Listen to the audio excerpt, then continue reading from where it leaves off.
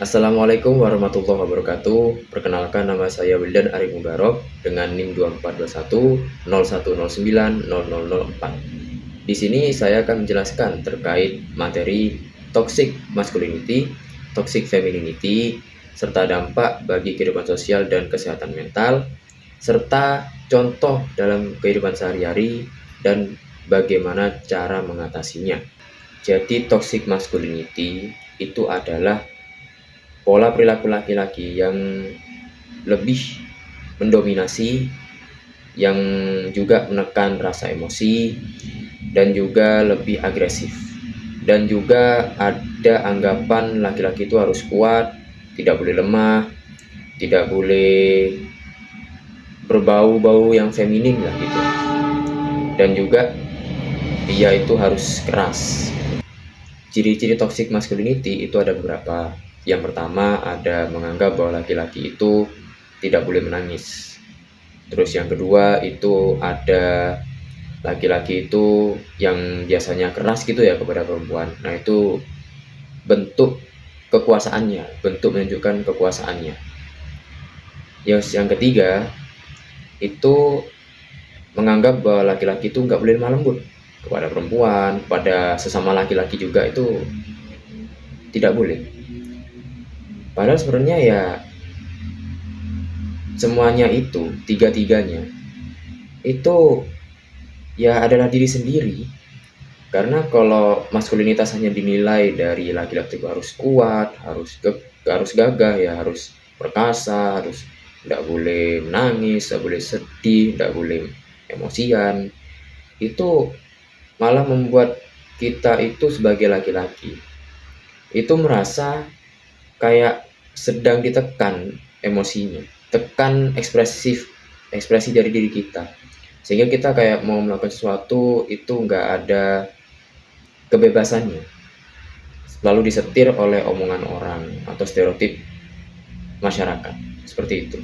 Untuk dampak toxic masculinity sendiri itu ada dua hal yang sudah aku sebutkan di awal. Yang pertama ada dampak bagi kehidupan sosialnya dan juga dampak bagi kesehatan mentalnya. Untuk yang pertama itu ada dampak kehidupan sosialnya. Nah, aku ingin bahas dulu yang dampak kehidupan sosial ini. Jadi dampak kehidupan sosialnya itu ada berapa. Yang pertama bisa aja ada perundungan antar laki-laki. Terus yang kedua, sulitnya menjaga komunikasi yang sehat. Terus yang ketiga ada relasinya itu lebih dominan, jadi kayak lebih dominatif. Jadi hanya laki-laki yang relasinya itu yang kuat, gagah gitu. Jadi untuk laki-laki yang lemah lembut kepada perempuan, punya emosional itu tidak ditemani gitu, tidak ada interaksi, tidak mau interaksi. Terus kekerasan juga meningkat. Jadi adanya pembeda antara laki-laki yang lemah lembut dan juga yang laki-laki yang tidak boleh menangis, atau istilahnya kalau digabungin semua itu tahan banting ya. Itu ada kekerasan yang bisa aja membuat yang laki-laki yang tahan banting ini itu bisa aja melakukan kekerasan pada laki-laki yang lemah lembut atau memiliki rasa emosional. Lalu yang kedua itu ada yang namanya dampak kesehatan mental. Nah, dampak kesehatan mental ini ada beberapa. Jadi yang pertama itu ada depresi tersembunyi. Yang dulunya dia itu mungkin suasana hatinya itu selalu mood, mau melakukan aktivitas fisik atau melakukan aktivitas yang lain gitu ya. Tapi karena adanya tekanan sosial dari masyarakat yang menganggap bahwa laki-laki itu harus kuat, tidak boleh menangis, tidak boleh sedih, sehingga membuat dia itu merasa banyak pikiran yang membuat dia itu gak bisa berekspresi, atau bahasa gampangnya overthinking. Terus yang kedua itu ada kesulitan mengekspresikan emosinya, karena laki-laki itu dinilai harus kuat, harus gagah. Jadi laki-laki itu jika mengekspresikan emosinya maka dinilai laki-laki itu lemah lembut. Terus yang ketiga, angka bunuh diri itu tinggi, seperti yang sudah beredar informasi atau berita yang di jembatan itu sudah, kalau tidak salah, lebih dari 2 orang ya, atau 2 orang yang sudah pernah bunuh diri di jembatan itu ya.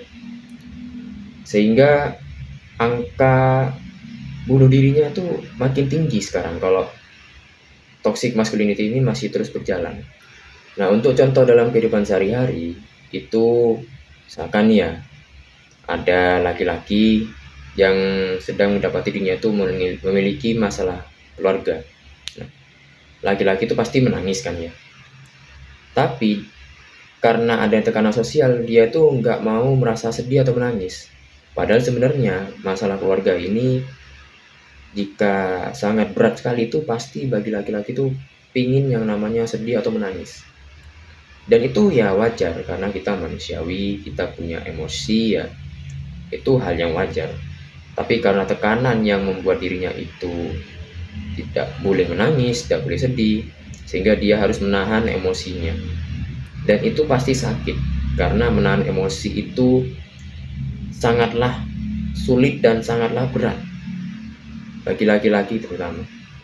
Karena sering dianggap laki-laki harus kuat, harus tegas, harus gagah, sehingga membuat dirinya itu saat kelihatan lemah lembut terhadap masalah keluarga ya, atau mungkin lemah lembut terhadap perempuan, itu mungkin bagi dirinya sudah ya berat lah bagi laki-laki.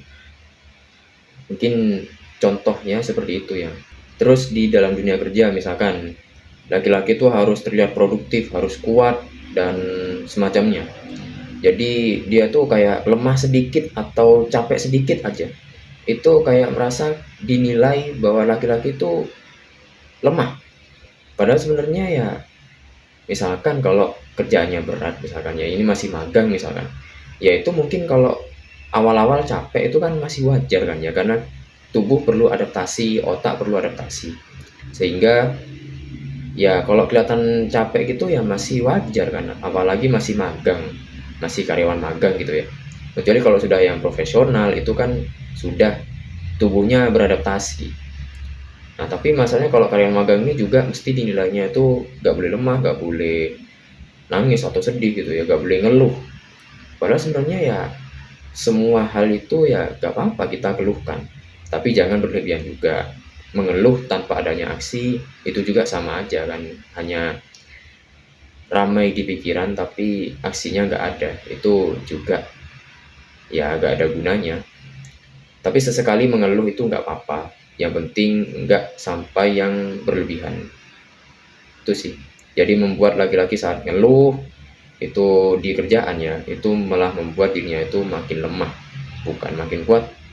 Ya seperti itu. Ya makin lemah aja. Lalu materi selanjutnya itu ada toxic femininity. Toxic femininity itu adalah tuntutan sosial atau stereotip yang menekankan bahwa perempuan tuh harus ideal di mata masyarakat. Jadi kayak cewek itu nggak boleh yang namanya kerja gitu ya, nggak boleh kerja, harus bisa ngurus anak, terus habis itu cewek itu harus bisa masak dan lain-lain. Sehingga kayak ya membuat cewek itu harus ideal, harus bisa masak, harus bisa ngurus anak dan lain-lain, ini harus sempurna. Jadi toxic femininity itu ciri-cirinya ada berapa. Yang pertama ada obsesi pada validasi fisik gitu ya. Terus ada yang namanya manipulasi dengan rasa bersalah, selalu merasa bersalah gitu ya. Dan juga selalu harus terlihat iri terhadap perempuan, ya terhadap sesama perempuan. Jadi toxic femininity itu memiliki ciri-ciri yang beragam. Yang pertama ada manipulasi dengan rasa bersalah, obsesi terhadap validasi fisik, terus habis itu ada perempuan tuh harus selalu mengalah gitu ya.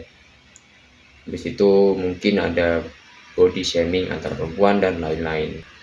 Di toxic femininity ini juga memiliki dampak kehidupan sosial dan juga dampak kesehatan mental.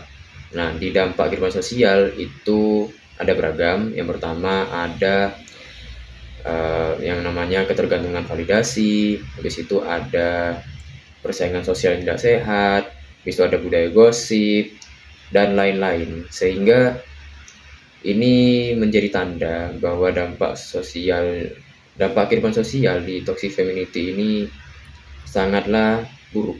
Lalu untuk yang dampak kesehatan mental itu juga ada beragam.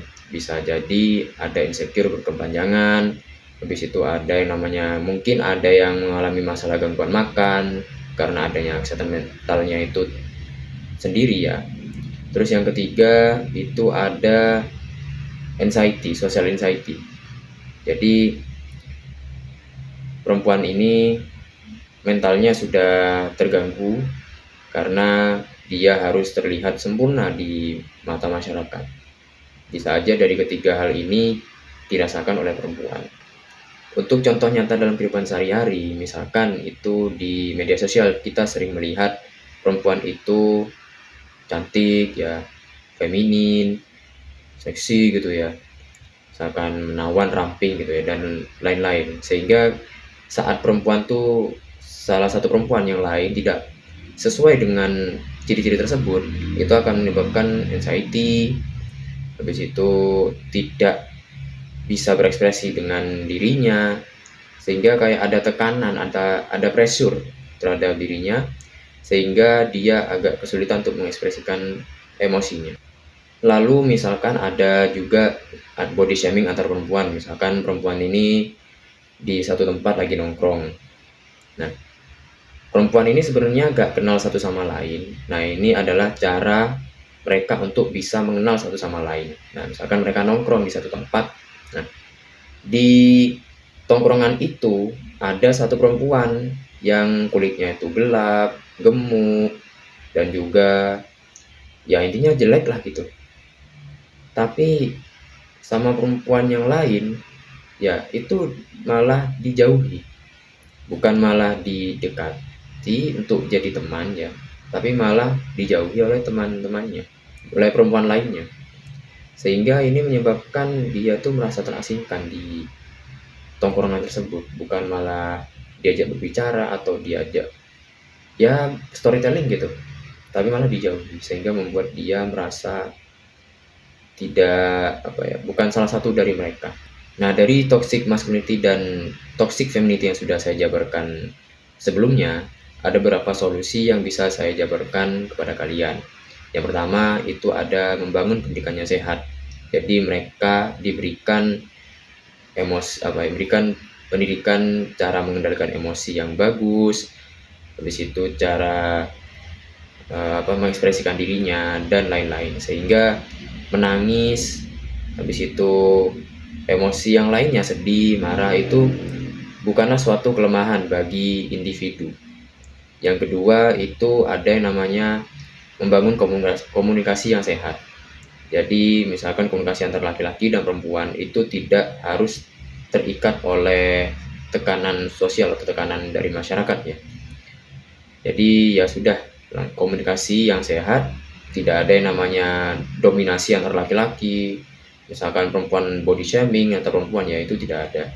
Jadi bangun kebiasaan komunikasi yang sehat mulai dari sekarang. Yang ketiga itu yang paling penting ini ya, adalah mengurangi stereotip gender. Misalkan laki-laki itu harus tidak boleh menangis, tidak boleh bercerita, tidak boleh lemah lembut, terus perempuan tuh harus merasa validasinya harus dipenuhi, tidak boleh melakukan kerjaan-kerjaan yang berat. Nah, itu harus dikurangi dan harus bisa dihilangkan kalau bisa. Karena hal-hal seperti itu yang membuat laki-laki dan perempuan itu merasa kepressure ya terhadap hal-hal yang bukan jati dirinya, sehingga membuat mereka itu merasa sulit untuk mengekspresikan emosi. Baik, cukup dari saya. Apabila ada kesalahan dalam pengucapan, saya mohon maaf. Saya akhiri. Wassalamualaikum warahmatullahi wabarakatuh.